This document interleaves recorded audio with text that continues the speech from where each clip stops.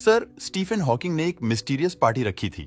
एक ऐसी पार्टी जिसमें उन्होंने भविष्य के लोगों को बुलाया था। जश्न की उस शाम आखिर क्या हुआ था? आखिर स्टीफन हॉकिंग की उस पार्टी में कौन कौन पहुंचा था? आखिर उनकी ये टाइम ट्रैवल पार्टी के किस्से पूरी साइंटिफिक कम्युनिटी में मशहूर क्यों है? जानते हैं? ये सभी बातें आज की इस डॉक्यूमेंट्री में स्टीफन हॉकिंग के बारे में एक बात बहुत ज्यादा प्रचलित है। दोस्तों, ये बात उस पार्टी के बारे में है जिसे उन्होंने साल 2009 में होस्ट किया था। ये पार्टी 28 जून की तारीख को रखी गई थी, जिसमें उन्होंने उन सभी टाइम ट्रैवलर्स को इनवाइट किया था और पार्टी खत्म होने के बाद अगले दिन जाकर उन्होंने इसका इनविटेशन कार्ड सबको पब्लिक किया था। उस कार्ड में उन्होंने इस पार्टी का टाइम और उसके लिए चुने गए कमरे के कोऑर्डिनेट्स भी बहुत अच्छी तरीके से लिख रखे थे। दरअसल उन्होंने किया कुछ यूं था कि 28 जून सन 2009 की तारीख को उन्होंने कैम्ब्रिज यूनिवर्सिटी में कुछ कमरों में अच्छी तरह से डेकोरेशन करके एक पार्टी को ऑर्गेनाइज किया। इसके साथ ही उन्होंने खाने की अरेंजमेंट भी कर रखी थी। एक खाली कमरे में कुछ घंटों तक स्टीफन हॉकिंग बैठे और फिर वहां से चले गए। जरा सोचकर देखिए कि क्या होगा अगर आप एक ऐसी पार्टी ऑर्गेनाइज करें और उसकी तैयारी भी करें, मगर कोई पार्टी में आई ही ना।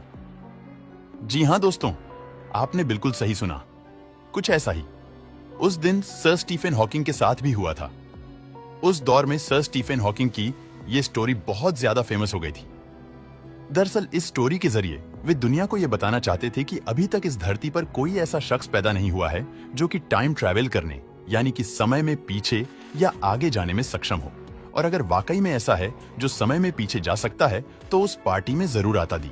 साइंस बिहाइंड टाइम ट्रैवल उदाहरण के लिए अल्बर्ट आइंस्टीन की थ्योरी ऑफ रिलेटिविटी की बात करें तो ये थियरी हमें बताती है कि समय और गति का अभिन्न दृष्टिकोण हो सकता है और ये बहुत आंतरिक गतिविधियों और अव्यवस्थाओं को समझने में मदद करती है, जिससे हम टाइम ट्रैवल के कुछ अलग पहलुओं को समझ सकते हैं। इस सब के बारे में अपने नजरिए से बताते हुए स्टीफन हॉकिंग ने भी अपनी खुद की किताब दी। थ्योरी ऑफ एवरीथिंग में लिखा हुआ है, एक कंडीशन ये है कि एक अनंत लंबी सिलेंडर हो जो इतनी तेजी से घूमे कि आप इसके चारों ओर से एक पथ तय करके भूतकाल में पहुंच सकते हैं। दूसरी एक है वार्म होल का निर्माण। प्रैक्टिकल टाइम ट्रैवल को लेकर कई मुश्किलें हैं, लेकिन ब्रह्मांड में कोई इतनी लंबी सिलेंडर नहीं है और टाइम ट्रैवल की संभावनाओं बनाए रखने के लिए वार्म होल को स्थिर रखने के लिए नेगेटिव मान से युक्त किसी अनजान पदार्थ की भी जरूरत है।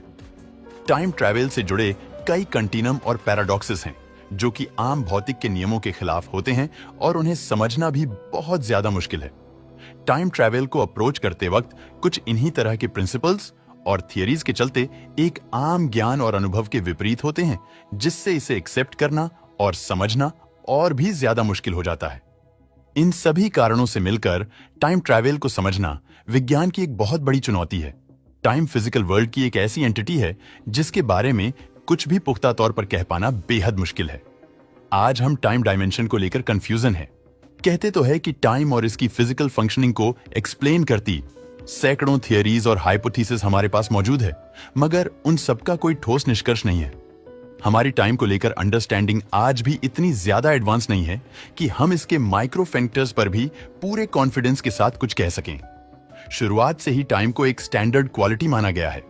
इसके यूनिवर्सली कांस्टेंट होने की अटकलें लगाई जाती रही है अंटिल कुछ वैज्ञानिक ने यह स्पेसिफाई नहीं कर दिया कि time irrespective of plane and location नहीं होता।